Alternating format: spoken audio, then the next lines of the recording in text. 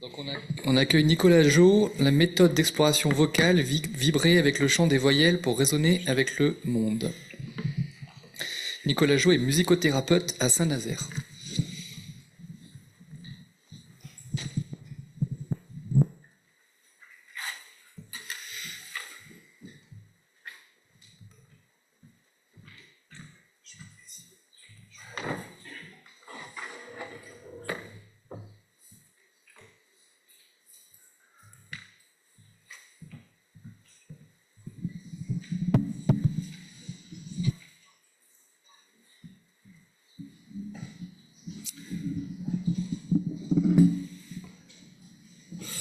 Pour avoir la vision du session, il faut que j'enlève la vidéo là ou pas.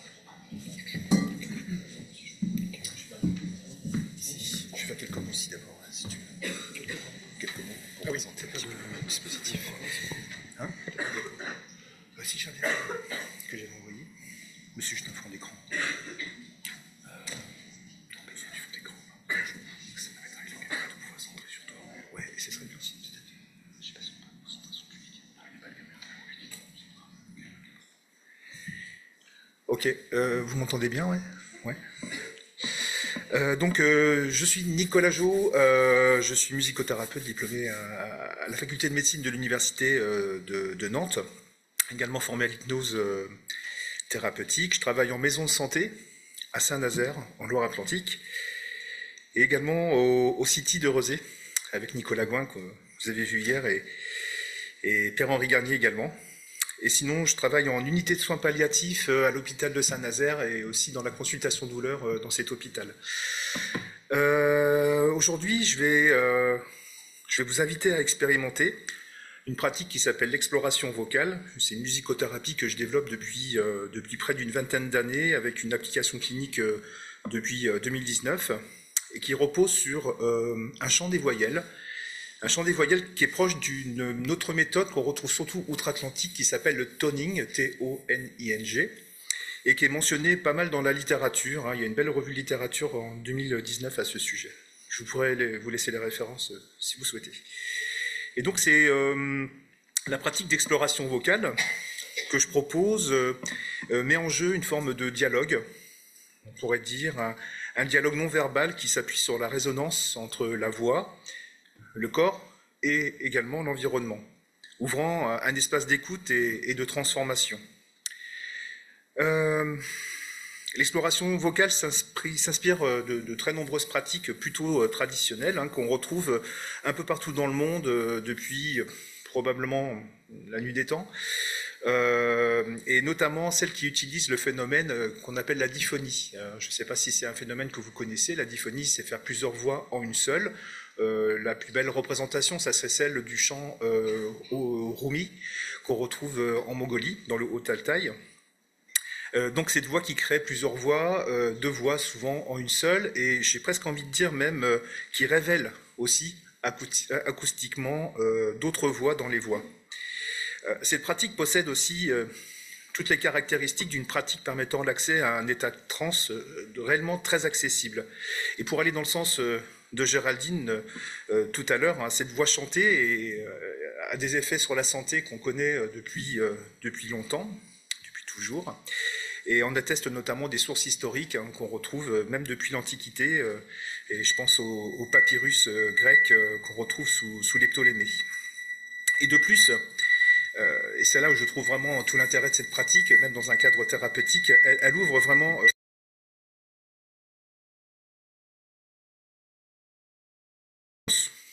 aux numineux même d'ailleurs, je pense à ce mot-là. Au-delà de cette thérapie, cette pratique elle peut également s'exercer dans un cadre récréatif, en dehors d'un cadre thérapeutique, elle a des applications récréatives tout à fait pertinentes.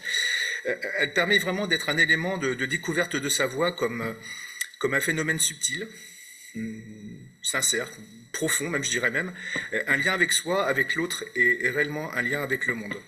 Alors j'aurais vraiment beaucoup de choses à dire sur cette voie-là et je pense que ça mériterait vraiment de développer pendant très très très longtemps sur le lien entre la voix et la transe, la voix chantée, la transe et on peut faire vraiment, on voit bien que c'est un chant qui est passionnant.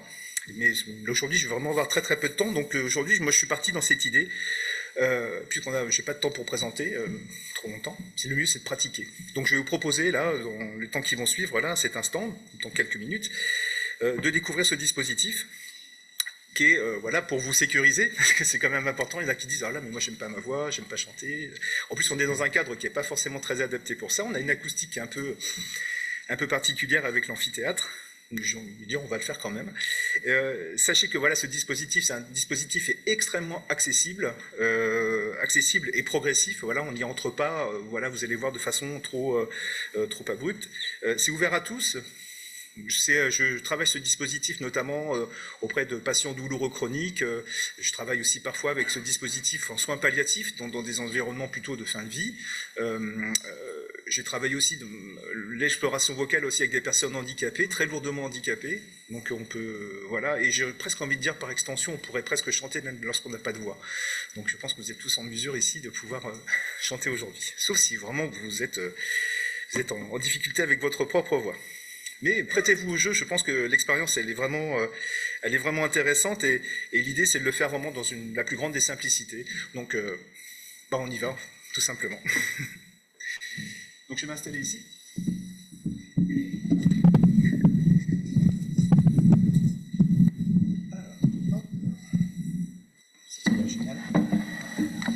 Est-ce que vous m'entendez bien? Est-ce que ça va? Ouais, c'est clair ou oui, ok, très bien. Alors, ça va être mon compagnon pendant ce temps de pratique. C'est un instrument qui s'appelle la Shruti Box. Peut-être certains connaissent déjà. C'est un instrument qui produit un son continu qu'on appelle le bourdon. Ce bourdon qui va être un peu le fil conducteur de notre exploration vocale. Voilà, vous découvrirez le son tout à l'heure. Je ne vais pas vous faire un test maintenant. Ok, bon, on y va. On peut lâcher les crayons, les tablettes. Vous installer. Alors je peux même vous inviter, si vous le souhaitez, puisque là on est vraiment dans une configuration un peu particulière, c'est que vous êtes tous face à moi et vous n'allez pas vous voir, donc vous allez que me voir et c'est pas forcément ce qui est le plus intéressant. Et j'ai presque envie de dire, on peut peut-être lâcher un sens et on peut peut-être même fermer les yeux si vous le souhaitez. Ça serait peut-être même plus confortable aussi pour surtout être attentif à ce qui se passe en vous, mais surtout ce qui va se passer autour de vous, parce que là, on est assez nombreux. J'ai rarement eu l'occasion de le faire dans ces configurations-là, donc vraiment, je ne sais pas ce qui va se passer globalement, mais soyez juste attentifs à ce que vous ressentez, à ce que vous entendez, et puis peut-être il y aura d'autres témoignages qui pourront venir par la suite. J'utilise un bol tibétain, alors je l'utilise vraiment plus comme un instrument un peu d'induction qui va ouvrir le maintenant et puis ce qu'on va vivre par la suite. Donc n'y voyez pas forcément l'idée de quelque chose voilà, qui est connoté culturellement, c'est juste que ça résonne bien, puis que je l'aime bien parce que c'est ma femme qui m'a offert pour mes 40 ans, et c'est mon doudou. Ok. Ok. Donc pour ouvrir, juste le son de ce bol, voilà, qui va venir jusqu'à vous. On peut même baisser la lumière si vous voulez pour créer une ambiance intime. Et juste d'écouter ce son, voilà, voir qu'est-ce qui se passe. Comme si c'était la première fois que vous l'entendiez, et c'est d'ailleurs le cas. J'espère que les gens qui sont de l'autre côté aussi en visio pourront profiter de l'expérience, ça serait vraiment sympa.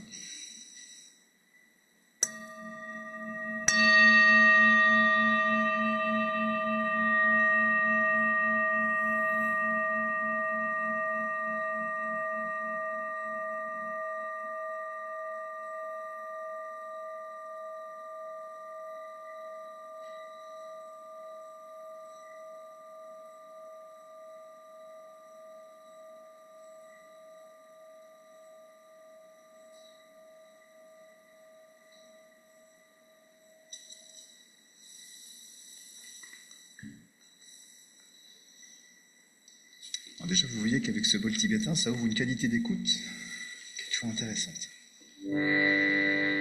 Voilà la Shruti Box. Ça va, vous l'entendez bien? Ouais, ok. Alors, pour commencer,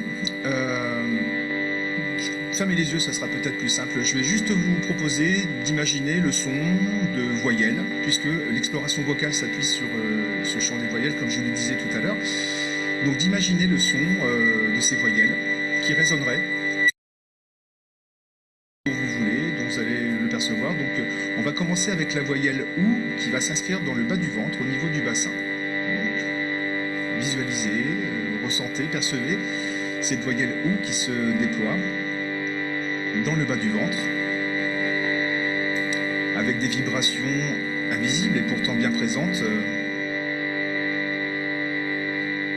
de cette voyelle qui peut partir du fond du bassin par exemple et se déployer, diffuser ses harmoniques silencieuses dans les viscères, dans le squelette, dans les muscles.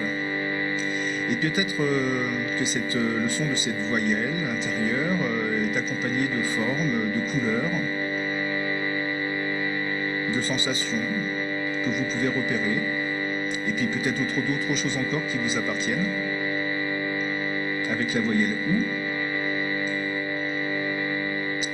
Très bien, on va continuer, et cette fois-ci, avec la voyelle O, qui s'installe plutôt au niveau du plexus solaire, juste en dessous des côtes. Très bien. Et cette voyelle O, elle aussi, qui se diffuse plutôt dans la région du diaphragme, avec sa forme, avec sa dynamique. Est-ce que c'est chaud? Est-ce que c'est froid? Est-ce que c'est lumineux? Est-ce que c'est coloré? Voilà, et d'accueillir tout ce qui se présente avec cette voyelle O. On continue avec la voyelle A plutôt dans la poitrine au niveau du cœur. Pareil, cette voyelle qui se déploie et qui vient harmoniser toute la région autour du cœur, à partir du cœur, la cage thoracique, les muscles de la poitrine, et puis peut-être dans le dos. Toujours les couleurs, les formes, et tout ce qui vient.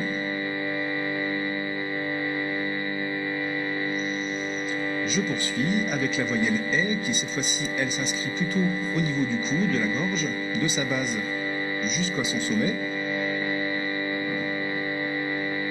Voilà, qui vient s'installer dans les muscles du cou par exemple, au niveau du larynx, cet organe phonateur qui permet au souffle de se faire voix.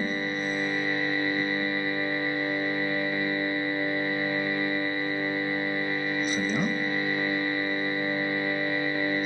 La voyelle E, plutôt la bouche cette fois-ci, le palais, la langue, les gencives, la langue, les lèvres à l'intérieur comme à l'extérieur, qui vibrent à l'évocation de cette voyelle qui vient résonner dans toute la bouche.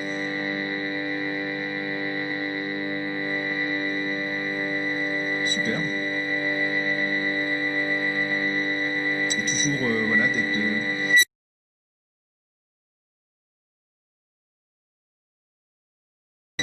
avec la voyelle U plutôt dans le nez, avec l'entrée, avec les narines, et suivre le conduit du nez pour aboutir jusqu'au sinus, ces résonateurs qui permettent à notre voix de prendre forme. Parfois on peut imaginer un peu une promenade dans une caverne sonore avec cette voyelle U, dont les harmoniques viennent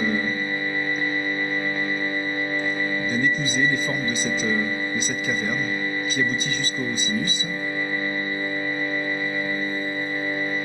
Et puis enfin, la voyelle I qui elle plutôt est inscrite au niveau du haut du crâne, entre les deux yeux, les tempes, de chaque côté du crâne, jusqu'à son sommet. Voilà, tant à l'extérieur qu'à l'intérieur. Et puis au-dessus, il y a encore d'autres choses, mais ce n'est pas ici le moment d'y aller.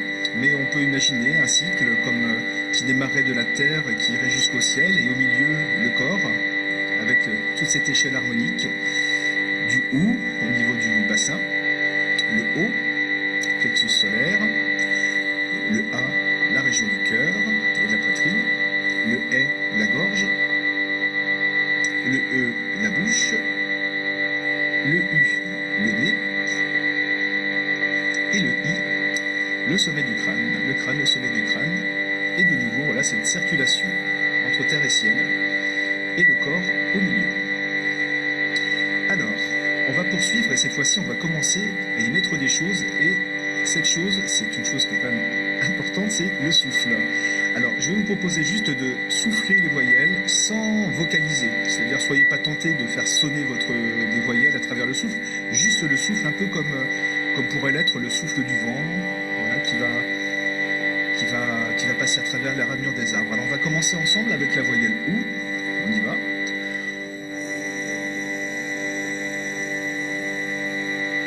Voilà, sans sonoriser, juste le souffle et le OU, bas du ventre.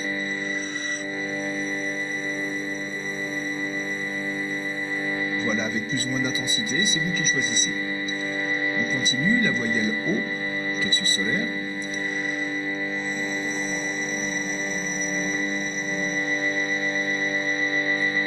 Alors parfois ça grésille un peu, mais faites avec, encore une fois.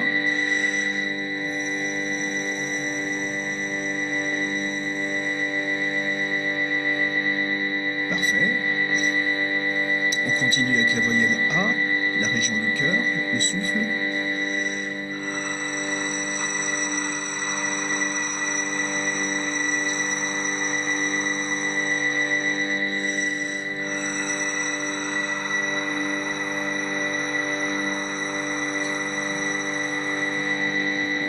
Le E, la gorge.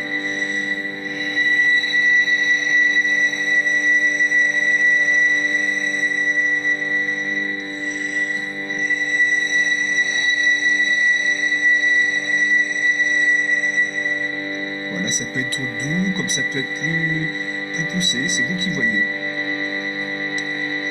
Le E, la bouche.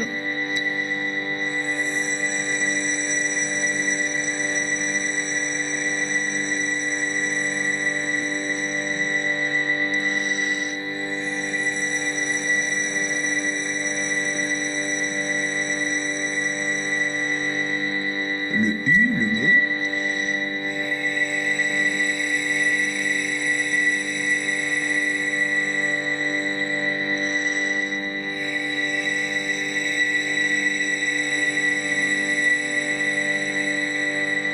Et le I, le crâne, jusqu'au haut du crâne.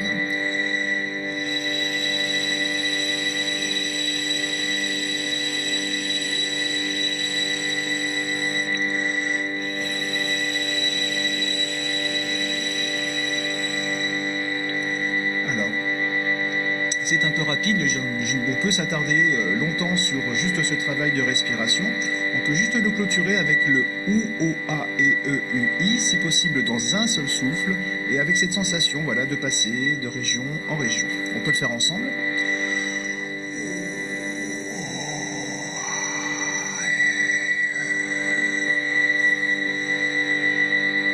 Voilà votre rythme, et si le souffle est court, vous pouvez vous arrêter au milieu, bien entendu, pour reprendre votre respiration. On y va encore une fois ensemble.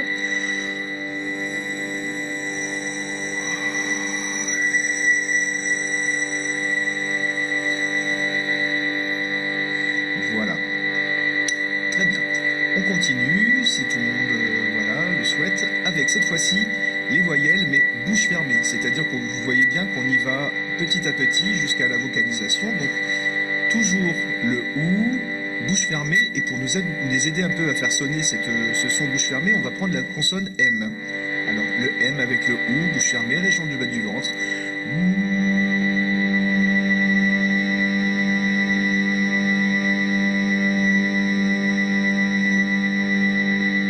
Alors bien entendu, les hommes peuvent aller plus bas, les femmes peuvent aller plus haut si vous voulez, ou même des hommes peuvent aller plus haut, plus bas, c'est vous qui voyez.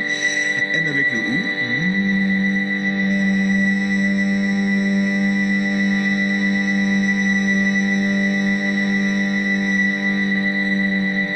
Alors si vous êtes attentif, vous pouvez déjà peut-être discerner quelques petites harmoniques là qui sortent. Le M avec le O, plexus solaire.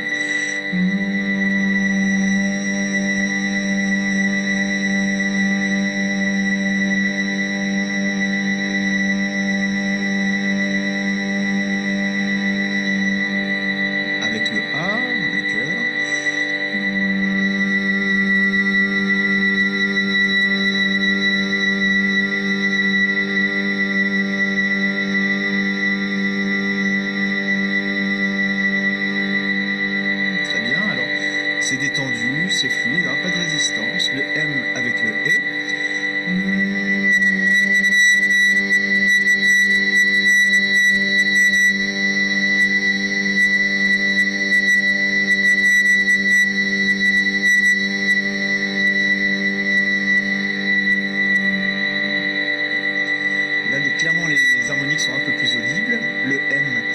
avec le E, la bouche.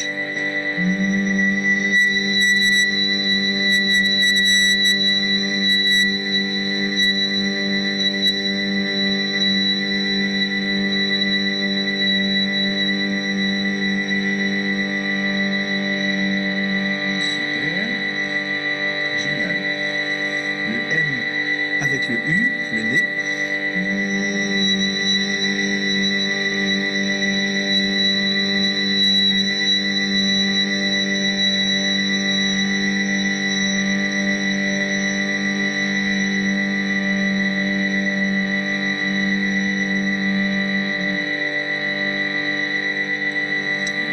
De mon côté, ça rend vraiment très bien. Le M avec le I, le haut du crâne.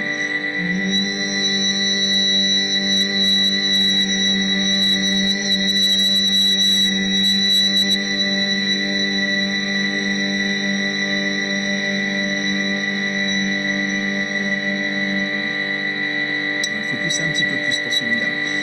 Super.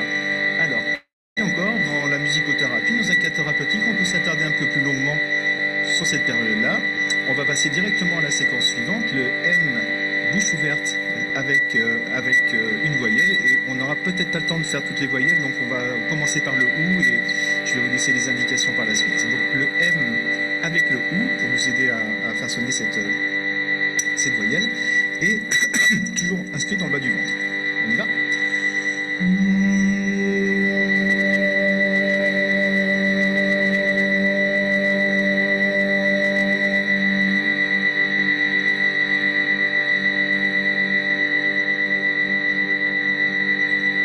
Super. Excusez-moi, j'ai peut-être un petit froid. Le M avec le A au niveau du cœur.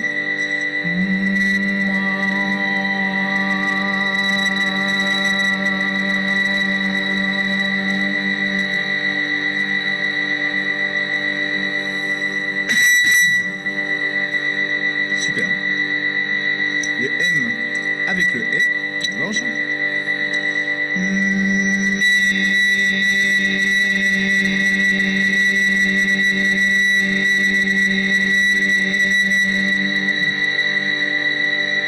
Super.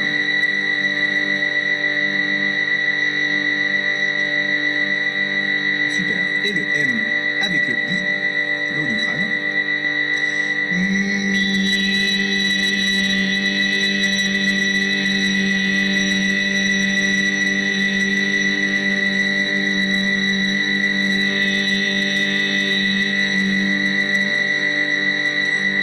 C'est épatant. Si on peut, mou, A, E, E, U, I, si possible dans un seul souffle, ensemble.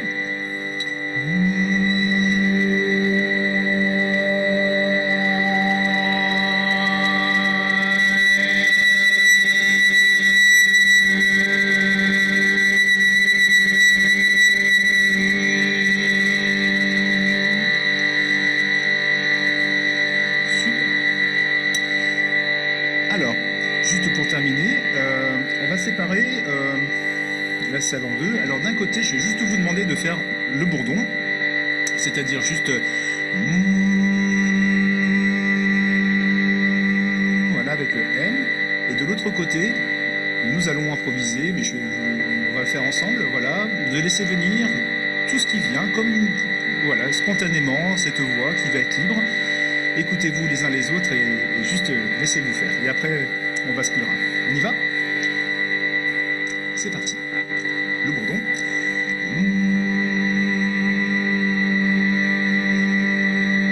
Et nos improvisateurs.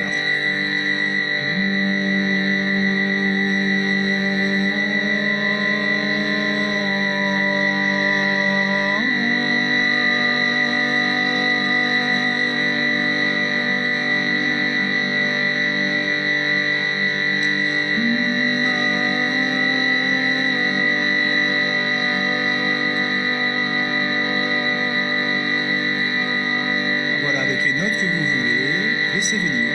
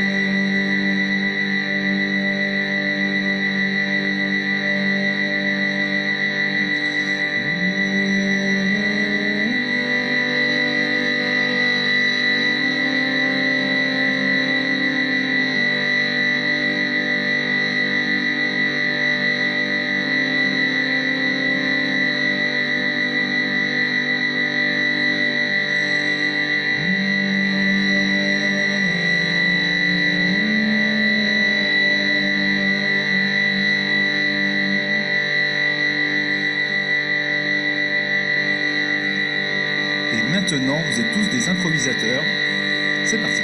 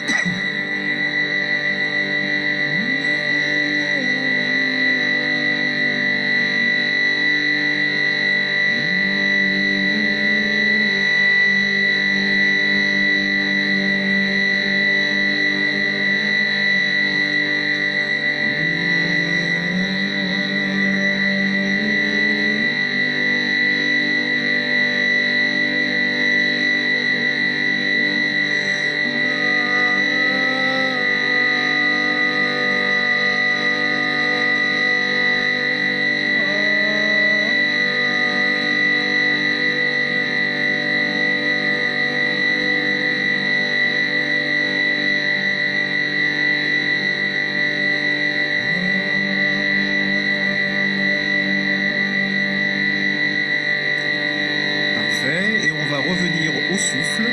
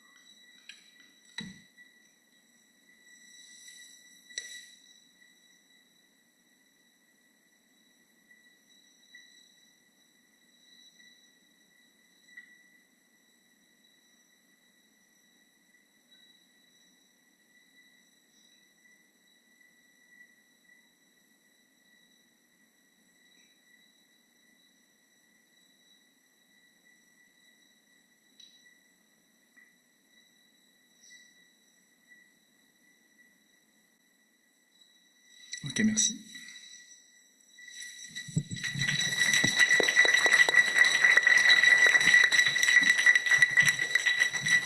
Merci pour ce voyage.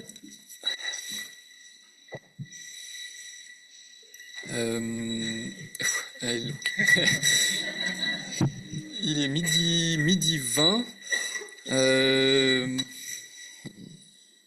peut prendre une question ou deux si vous le souhaitez. Sinon, on se retrouve à 14h pour la reprise. Ah. Tu ne l'as pas entendu, non? Non. La diphonie, alors, lorsqu'on produit des voyelles, le son laryngé et donc vient favoriser, ce son laryngé vient favoriser cette diphonie. Alors, à la différence d'autres pratiques qui vont plutôt être des pratiques qui vont être très corporelles, très plutôt physiques, et je pense au chant en Mongolie,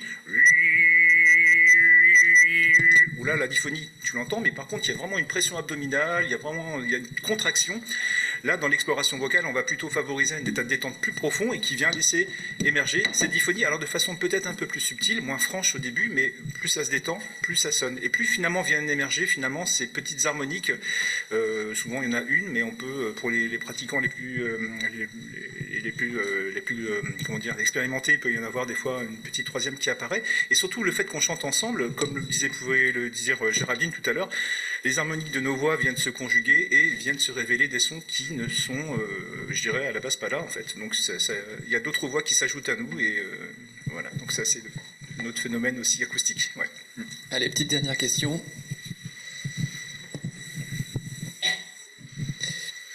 J'ai constaté que selon les voyelles, la cavité que se formait dans la bouche, par exemple le OU, la langue un peu en retrait, j'ai l'impression qu'il y a plus de volume et il y avait quelque chose de plus caverneux, alors que le I, vraiment la langue est vraiment proche du palais, ce qui renvoie vraiment vers le haut le son. Est-ce qu'il y avait cette intention, ce choix des voyelles par rapport à ça? Dans le choix des voyelles, c'est vrai que c'est empirique, mais ça repose sur des choses qui existent déjà depuis longtemps. Et tout à l'heure, je parlais des papyrus grecs, voilà, où déjà ce son des voyelles en fait avait du sens, et l'utilisation des voyelles assemblées entre elles, un peu comme un mantra, comme A ou I, Ia, par exemple, qui donne par la suite Alléluia. Voilà, avait cette idée aussi d'un chemin corporel et surtout de sensations, voilà, qui vient nous guider à travers le corps, mais qui vient aussi avec une intention de reproduire quelque chose de l'ordre d'une harmonie en nous. Donc on est sur un travail très corporel, mais qui va être aussi ouvert sur l'extérieur. Oui, les voyelles ont cet effet-là. Et c'est vrai qu'on voit parfois cette image un peu d'un triangle avec quelque chose de, voilà, avec le ou qui est vraiment dans le fond du fond et assez large, et quelque chose d'assez saillant avec le i qui donne cette impression parfois de percer, vraiment. Et voilà, donc après on y met ce qu'on veut y mettre après. Merci. Juste une dernière petite interrogation. Oui.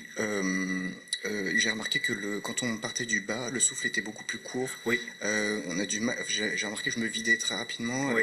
Quand on arrive vers le i, vraiment, j'ai l'impression que je peux tenir dans la durée. Très longtemps, exactement. Ouais, tout à fait. C'est vrai qu'il y a plus d'air qui passe avec le ou qu'avec le i, et c'est intéressant aussi de constater qu'il y a des apnées très très longues qui peuvent se faire lorsque, j'ai envie de dire, on est dans un état de conscience plus proche de la transe, voilà, où on ne se pense plus finalement à respirer, et on peut constater parfois des apnées qui durent 45 secondes, 1 minute, voilà, et sans avoir ce besoin de reprendre sa respiration. Ça respire tout seul, voilà, c'est souvent ce qui est constaté. Ouais. Donc c'est très intéressant comme effet. Ouais. Merci beaucoup, l'expérience était vraiment géniale. Merci à vous aussi, surtout parce que c'est grâce à vous que ça. Merci beaucoup. Merci. À tout à l'heure.